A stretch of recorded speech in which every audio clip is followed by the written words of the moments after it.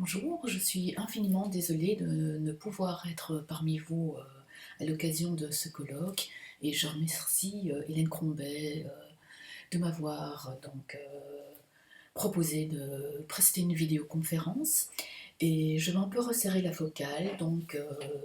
Mon exposé aura trait aux expériences de l'excentricité dans l'écriture d'Hélène Sixou et de Clarice Lispector et je laisserai malheureusement de côté Alexandra Pizarnik.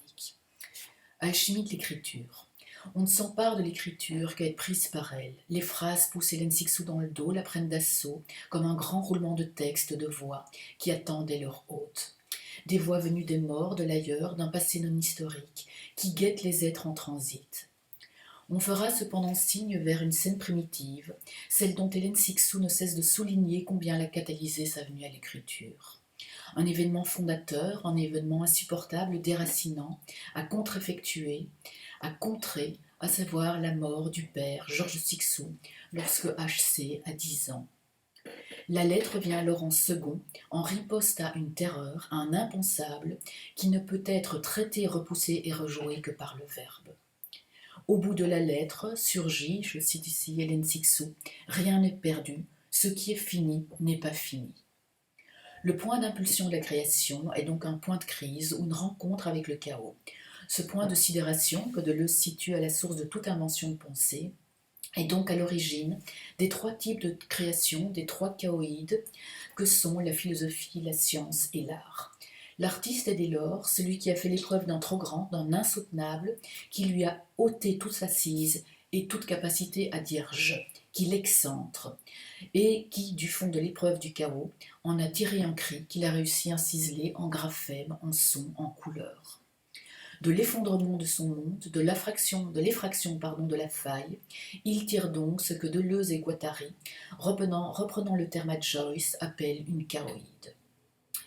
La pratique textuelle et les considérations métatextuelles d'Hélène Sixou révèlent une profonde affinité avec la perception deleuzienne de la création. La volée en éclats de la Sainte du Monde, le gouffre rencontré par Hélène Sixou, a donc pour nom la mort du père à Alger en 1948, alors qu'elle est âgée de 10 ans. Le verbe arrive dans le cône de la mort comme un geste de contre-mort, une réaction contre-thanatologique qui s'emporte sous la guise d'une obligation à écrire. Bouée de sauvetage, gris-gris, issue inventée, au non-monde, riposte instinctive, réaction physiologique à l'absence, l'écriture surgit sur les cendres du père et pour les relever en vie. L'écriture se dresse comme Hamlet afin de redonner corps, de redonner souffle au fantôme paternel. L'excentricité est alors celle d'un écart par rapport aux lois de la vie et au coup près de la mort, celle d'un écart et d'un refus du partage entre vie et trépas et d'une dénégation du jamais plus. Vous voyez mon chat qui est dans l'angle de la caméra, donc j'étais un peu perturbée. L'appelant, repérable, tangible, est donc bien le père, mort, le mort. Les textes arrivent tout seuls, en meute, en réponse à l'insoutenable. Quant à l'appelant ultime, qui se situe en arrière du crieur, en amont du héros paternel, il demeure dans un retranchement que rien ne lève, scellé dans le secret. Écrire, je cite Hélène Sixou, pour ne pas laisser place aux morts, pour faire reculer l'oubli, pour ne jamais se laisser surprendre par l'abîme. J'ai d'abord écrit en vérité pour barrer la mort, à cause d'un mort, la plus cruelle, celle qui ne fait grâce de rien, l'irréparable.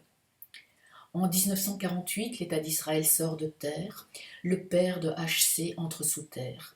L'écriture redonne présence, redonne vie, redonne texture au disparu, refait un deuxième monde sur les ruines du premier.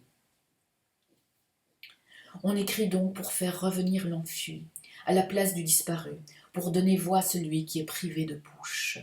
Toute écriture est une orphéade, répond au geste d'Orphée, prendre la lyre et ramener Eurydice sans se retourner. L'interdiction du retournement me semble porter sur deux réalités qui sont des réalités à protéger. D'une part sur le perdu, le père Eurydice, tous les disparus eurydiциens, et sur les textes qui y sont écrits. Pivoter et regarder en arrière provoquerait conjointement la seconde mort du revenant et la mort de l'écriture. C'est pourquoi l'écrivain tient du nécromant, creuse la veine résurrectionnelle de la nécromancie. L'excentricité de l'écriture vient de ce qu'elle est passe-frontière, passe-muraille, hors la loi, c'est-à-dire hors de la loi, hors des codes, dans l'invention d'une langue mineure. On écrit avec la folie, on écrit avec la noyade, la fêlure, on écrit, je cite Hélène Sixou, pour demeurer dans l'impuissance sans s'y noyer. L'excentricité est donc un décentrement, un excentrement, une riposte vitale pour ne pas suffoquer dans la doxa. On reste fidèle à la crevasse qui déchire et qui frappe d'effroi. On l'aménage, mais sans l'oublier ni la combler. Chez Hélène Sixou, l'écriture ne se tient pas du côté d'une expérience négative, apophatique, où s'éprouve le vide des choses et la mise à distance de l'être. Le langage n'est pas cette lame mince qui fend l'identité des choses, qui fait voir les choses en cachant leur être dont parle Foucault à propos de Raymond Roussel. Pour H.C., le verbe n'est pas atteint de ce que Foucault nomme la faille ontologique du langage. Il n'est pas un dispositif qui, doublant l'être, engloutit ce dernier dans le vide. Le clinamen hasardeux des mots et des choses qu'évoque Michel Foucault à propos de l'entreprise de Roussel n'existe pas à proprement parler dans l'entreprise de Sixou, au sens où elle ne professe pas un atomisme linguistique agité par des atomes et du vide. Si toutefois l'on retient le concept de clinamen, l'on dira qu'il n'est pas dans l'œuvre de Sixou de l'ordre d'un symptôme d'une déficience et d'un ratage de l'être, mais d'une liberté des vocables, qui, déviés de leur déterminisme linguistique, tombent sur les choses, sur les surchoses qu'ils exhalent. Au plus loin du verdict de Spinoza, son célèbre « le mot chien ne mord pas », au plus loin aussi du topos hegelien, le mot comme meurtre de la chose, topos qui a été repris par Lacan, par Blanchot, par tant d'autres, au-delà donc du constat nietzschéen d'un langage qui grégarise, qui uniformise les pulsions singulières et qui donc nivelle les intensités, les mots et le verbe chez Hélène Sixou ne laissent rien dans l'état. Ils créent de l'être, ou ce qu'on peut appeler du sur-être, ils transforment le dehors. S'y transforme le dehors, ce n'est pas au sens d'un sacre ontologique à la Heidegger, mais au sens où il métamorphose le donné, où il soulève des mondes. L'écrit donne dès lors de l'être, confère un drôle d'être à l'être. Non pas donc une donation ontologique, légiférante, mais un avènement qui est tout en tremblé, erratique, instable. Le livre arrive. Soumise au flux d'un ça parle, Hélène Sixou dispose donc le livre en chambre d'écho, en caisse de résonance, des tribus de voix dont elle est la scribe et dont elle relève la dictée par la composition qu'elle leur donne. En proie à l'inconscient, elle offre une hospitalité aux rafales de langue qui annoncent l'arrivée d'un visiteur inconnu, à savoir le nouveau livre qui arrive.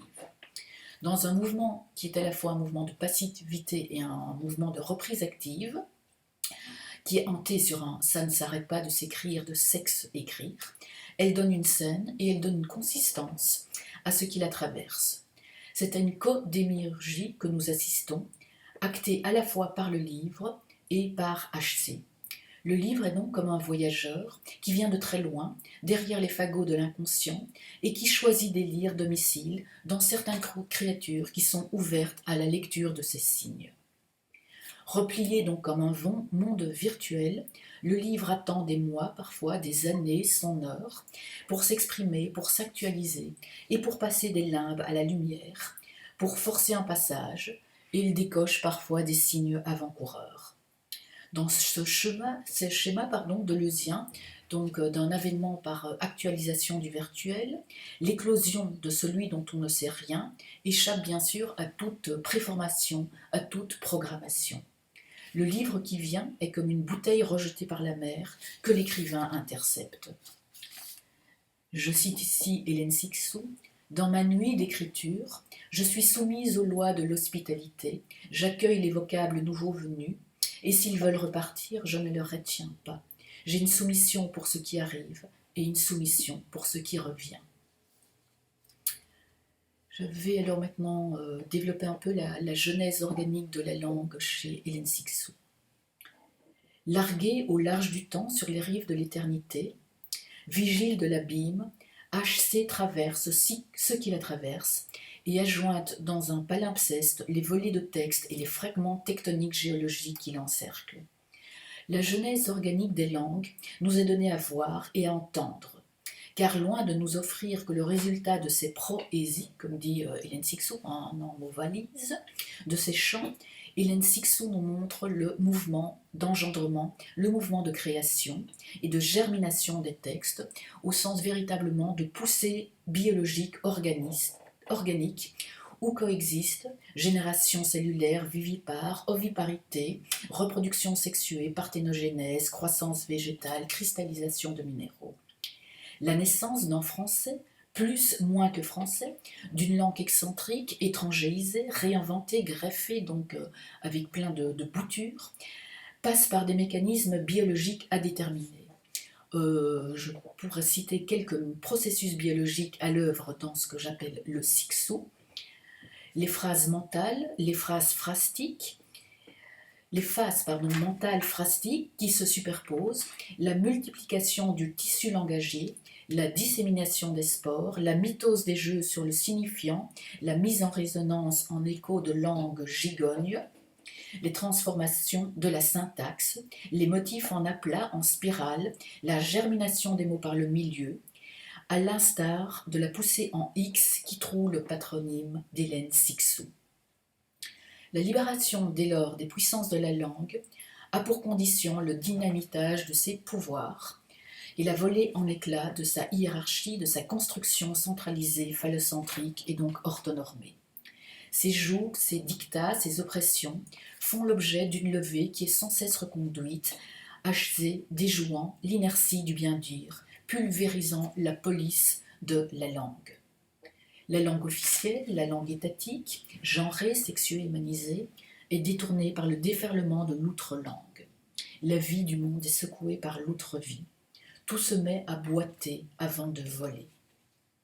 La cosmogonie de Cixous passe dès lors par l'invention du Cixous ou du Cixousien, de ce que Frédéric Yves Janet appelle le Cixaldien, en clin d'œil au Rimbaldien. Et donc le Cixous est à la fois langue et monde, plurivers, naissant au rythme des pulsions. HC essaye les mots dans tous les sens, les fait rouler au sol, les ausculte, les décompose leurs harmoniques, insensés. Chaque livre lu ou écrit signe à la fois le premier matin du monde. Rien dans la langue de Cixous n'est fixe, des termes inoffensifs, lisses, s'abîment dans des révolutions inconnues.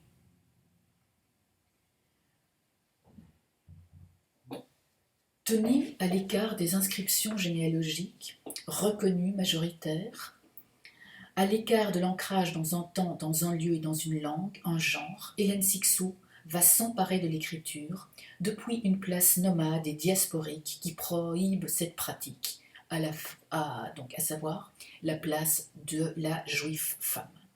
À l'instar de Jean Genet, elle ne pourra que voler la langue, la kidnapper, en dérober des joyaux inédits, mais aussi la rendre aérienne, comme un oiseau de feu.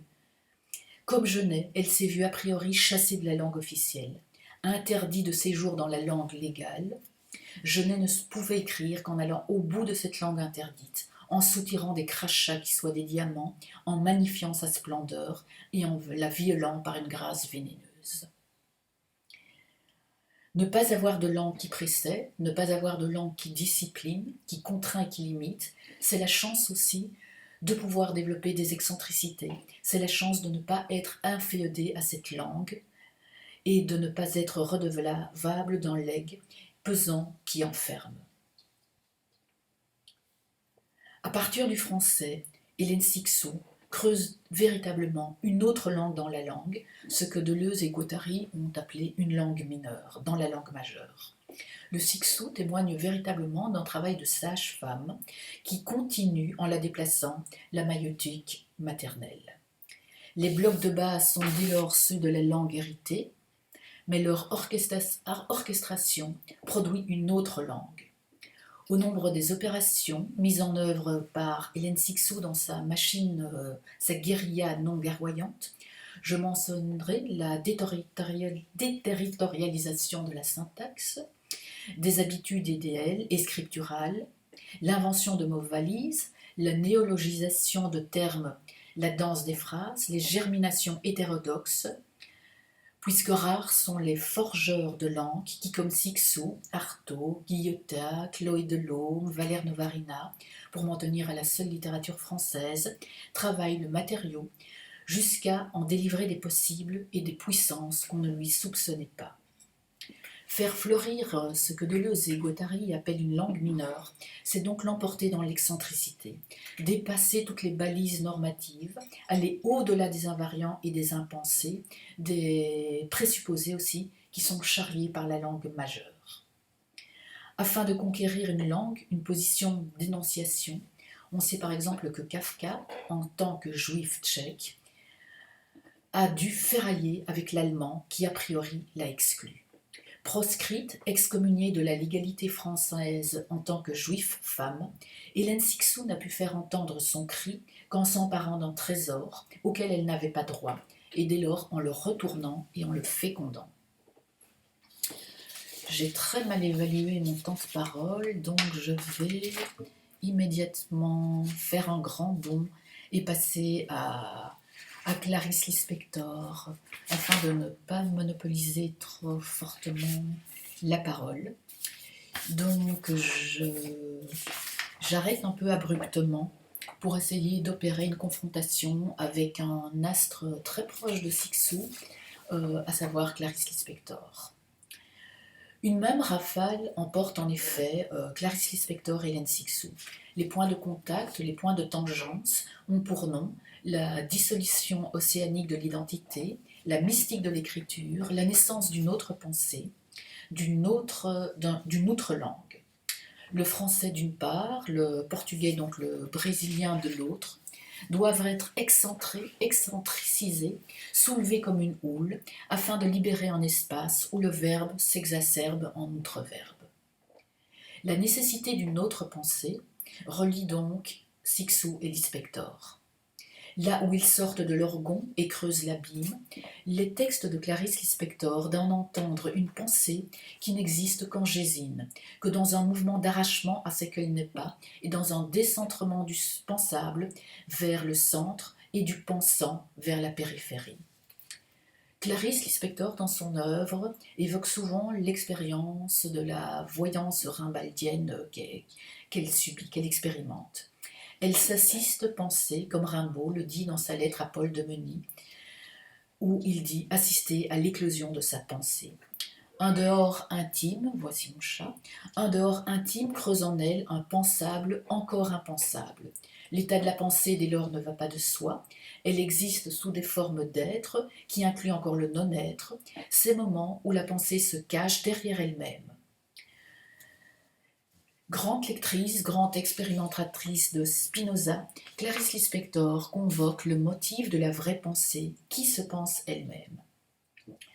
Si l'on relève bien sûr une proximité avec le premier moteur d'Aristote, qui en tant qu'acte pur se pense lui-même, la noétique que décrit Clarice Lispector dévie vers une mystique où l'intellection a lieu dans le sensible et non pas dans l'intellect pur.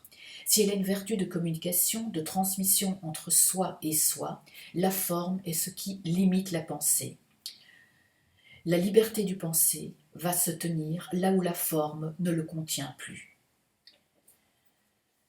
Les mots donc échouent chez Clarice Lispector à exprimer les mouvements du corps, les errances de la pensée. Si le langage se brise sur son impossibilité, à flanc d'innommable, il enfante aussi la scriptrice au rythme où il advient. Que sait-il, je cite ici Hélène Sixou, dans un texte consacré à Tsvetaeva et Lispector. Que s'est-il donc passé pour Clarice Lispector et Tsvetaeva ? Ce sont des êtres qui sont nés d'une tombe, des naîtres qui ont manqué la naissance. Au moment de naître, la mère manque. Comment ne pas naître né manqué, manquant de naissance ? L'une et l'autre ont été des filles de mères malades à sauver et qui meurent. Et qui tuent. Reste à jamais la question, n'ai-je aucune chance d'un jour naître ? Comment naître de la mer noyeuse? À quoi suis-je né? De quoi et pourquoi? Née inachevée, prise dans un déficit d'être, Clarice Lispector explore les vertiges de qui se sent poreuse au monde, dépourvue de bords, dépourvue de barrières, diffuse à l'intérieur des êtres comme une pure énergie qui traverse l'ensemble des corps. Dans cette absence à soi, qui se paie d'une présence dans les plis du dehors, la pensée est la modalité magique d'une inscription diluée de l'être Clarice Lispector dans les choses. Pensons à Johanna, l'héroïne de son premier roman, un roman totalement extra-romanesque, Près du cœur sauvage, qui se transitive véritablement au dehors, au fil d'une expansion, immersion dans les choses.